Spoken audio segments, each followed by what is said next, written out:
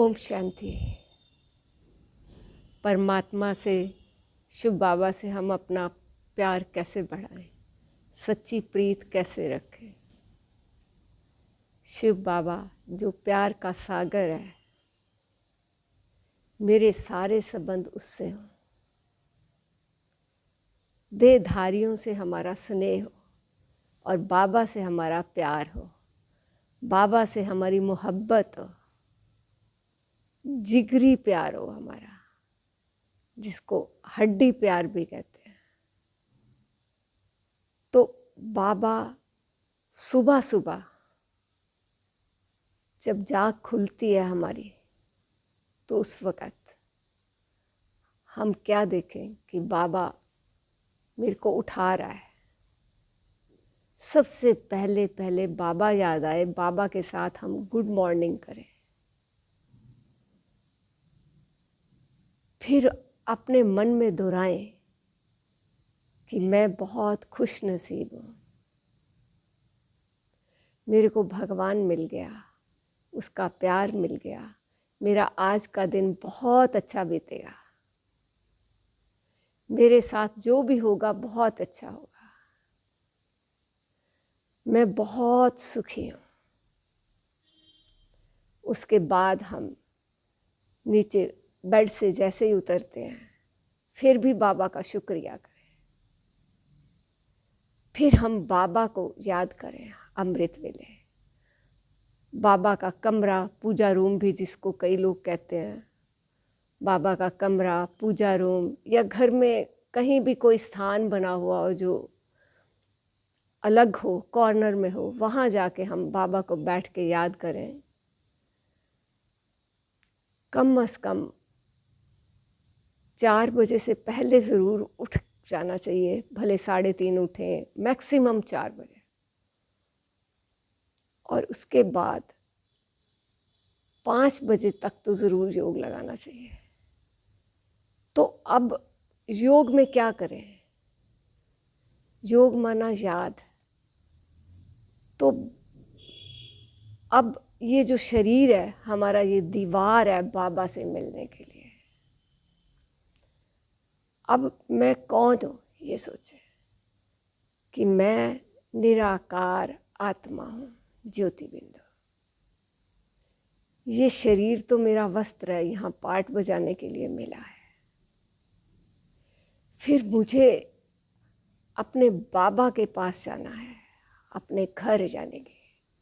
तो घर में तो शरीर जा ही नहीं सकता, कैसे जाएंगे? और हमेशा प्यार किससे होता है? जो हमारे समान होता है। तो अब मुझे अगर बाबा से प्यार करना है, अगर बाबा से बातें करनी है प्यार भरी, तो मुझे इस शरीर रूपी दीवार को हटाना पड़ेगा। कैसे हटेगी? बुद्धि के द्वारा, जो बुद्धि का तीसरा नेत्र है, उसके द्वारा मैं आत्मा सोचूं कि मैं आत्मा हूँ। मैं इस शरीर को छोड़ के मैं परम धाम अपने साजन के पास जा रही हूँ। मेरा साजन जैसा है दुनिया में किसी का नहीं हो सकता, किसी का नहीं हो सकता, किसी का नहीं हो सकता। वो इतना प्यारा साजन है कि वो मुझे अपने साथ ही ले जाएगा जब घर जाएगा। तो अब मैं उसके पास बैठी हुई हूँ, तो मैं उसको देख रही हूँ कि वो तो चमकता सितारा, सागर प्यार का, पवित्रता का सागर, शांति का सागर, उससे किरणें मेरे में आ रही हैं। मैं उसके समान बनती जा रही हूँ। वो बहुत ज़्यादा मुझे प्यार कर रहा है। उसकी जो किरणें आ रही हैं, ऐसे फील हो रहा है जैसे मुझे वो बहुत प्यार कर रहा है। मैं उससे बात करती हूँ कि आप दुनिया के लिए तो परमात्मा हो, आप भगवान हो, लेकिन मेरे लिए मेरे सब कुछ हो। मेरे लिए आप मेरे बाबा भी हो।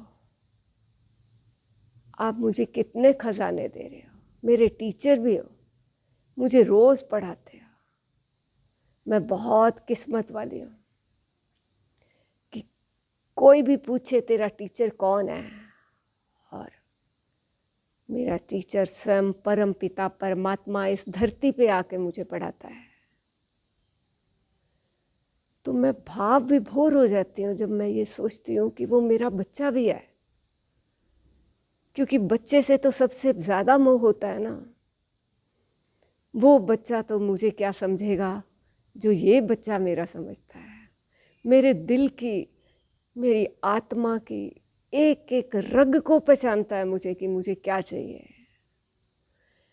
कभी थोड़ा सा भी देखता है कि मैं कभी उदास भी बैठी हूँ तो ऐसे लगता है कि मेरा बच्चा मेरे पास आ गया है और आके क्या कहता है, माँ माँ।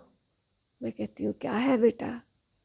देखती हूँ तो चमकती हुई लाइट आ जाती है सामने।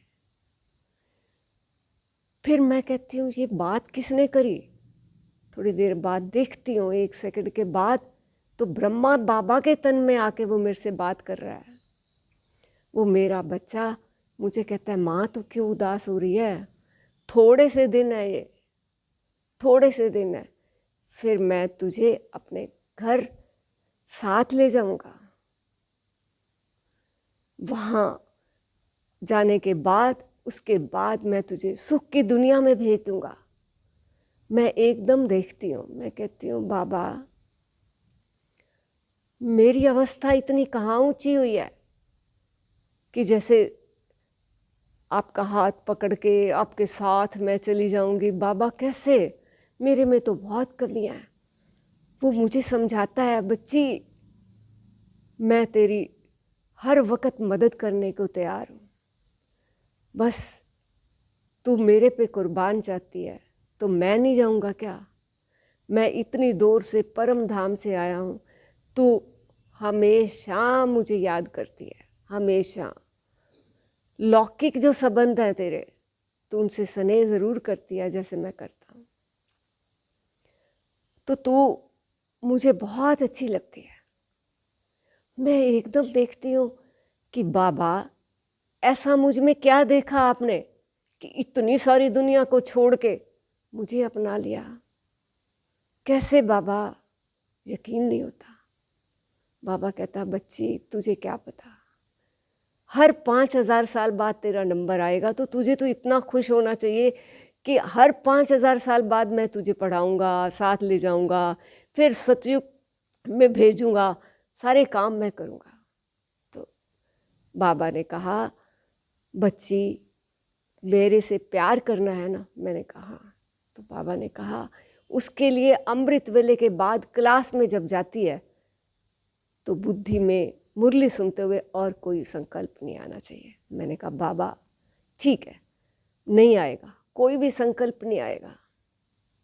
ये उसी मुरलीधर की मुरली है जो शास्त्रों में गाए ना। श्री कृष्ण का कि श्री कृष्ण जब मुरली सुनाते थे तो गोपियाँ दीवानी हो जाती थी, घर से भाग आती थी, रहती घर गृहस्थी में थी, घर गृहस्थी भी संभालती थी, कोई कर्म को नहीं त्याग करती थी।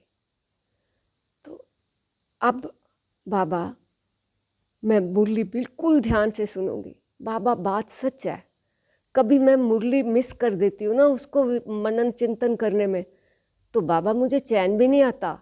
रात को सोते हुए मैं सोचती हूँ बाबा ने क्या कहा था, फिर बाबा क्या हो जाता है मुझे कुछ भी याद नहीं आता मुरली में क्या कहा था।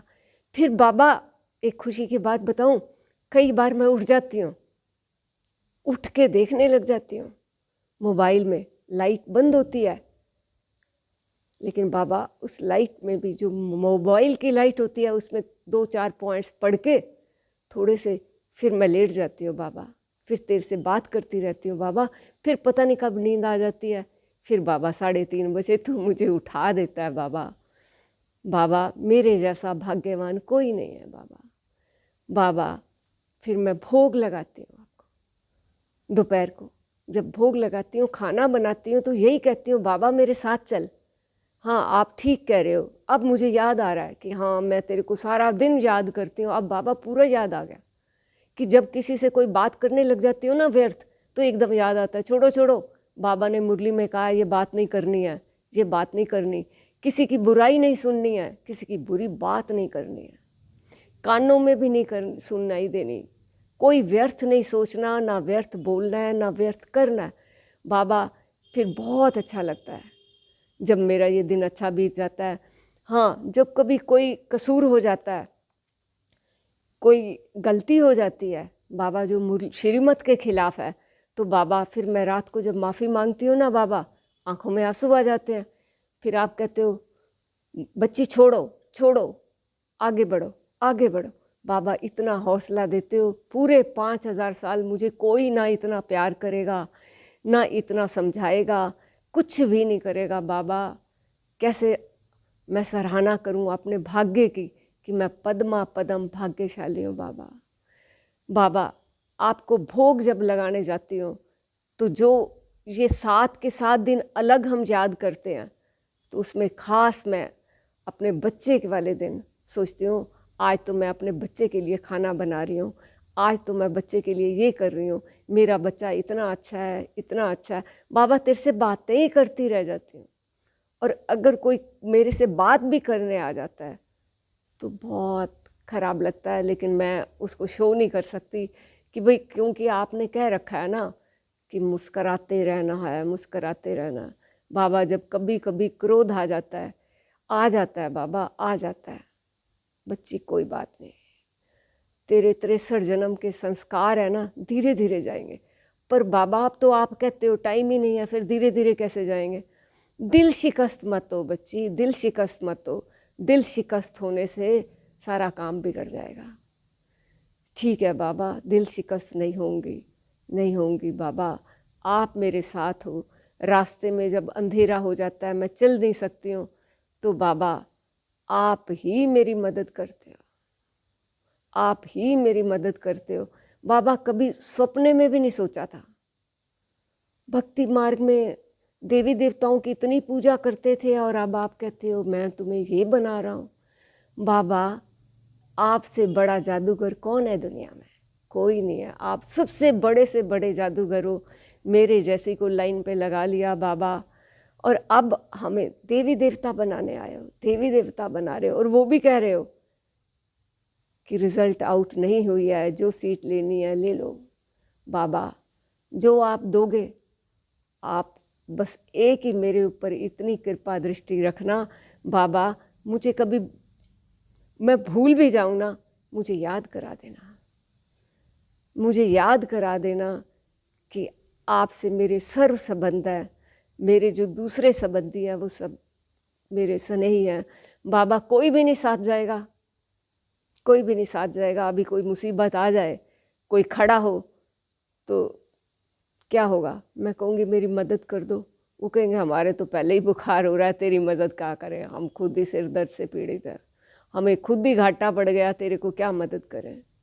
तो बाबा डायरेक्ट मदद मेरी, तो मांगना क्या है? बाप से कोई मांगना होता है? बिल्कुल नहीं। बाप की हर चीज़ पे मेरा अधिकार है, हर चीज़ पे मेरा अधिकार है, आपके हर खजाने पे मेरा अधिकार है। आपने कितने सारे खजाने दिए हैं मुझे, गुणों का खजाना, शक्तियों का खजाना, ज्ञान का खजाना, प्यार का खजाना, क्या चीज़ नहीं दिया है बाबा, क्या चीज़ नहीं दिया है जिसकी मैं बात ना करूं बाबा। पर एक बात मुझे समझ नहीं आती है बाबा, मैं इमोशनल क्यों हो जाती हूँ जब आपसे बात करती हूँ, भले घर में हूँ, भले सभा में बैठी हूँ, भले कहीं हूँ। मैंने किसी दादी को नहीं देखा ऐसे बाबा, बाद में मुझे बड़ा अजीब सा लगता है। बच्ची तू बहुत तड़फी थी, तुझे नहीं पता भक्ति मार्ग में तू कितना तड़फी थी, तो अब सारी तड़फन तेरी दूर हो गई, इसीलिए तेरे अंदर ये भावना जाग उठती है। बाबा सभी कहते हैं कि भावना बहुत है, बाबा वो देहधारी हैं, वो जितना मुझे कहते हैं कि इनमें भावना बहुत है, बड़े से छोटे रिश्तेदार सब कहते हैं बाबा, वो जैसे ही कहते हैं ना तो मैं एकदम मेरे अंदर और ज़्यादा भावना जाग जाती है। किस लिए जाग जाती है? ये लगता है कि हर घड़ी मेरी अंतिम घड़ी है, पता नहीं कब बाबा के साथ मैं चली जाऊं, बाबा मुझे ले जाए, तो मैं इसको सफला कर दूं, इस शरीर को, तन को, मन को, धन को, सब चीज़ों को सफला कर दूं। मेरे मन में कोई अरमान ना रह जाए जाते हुए कि हाँ, पश्चाताप ना होए, और मैं तुझे सदैव याद करती रहूं। ओम शांति, ओम शांति।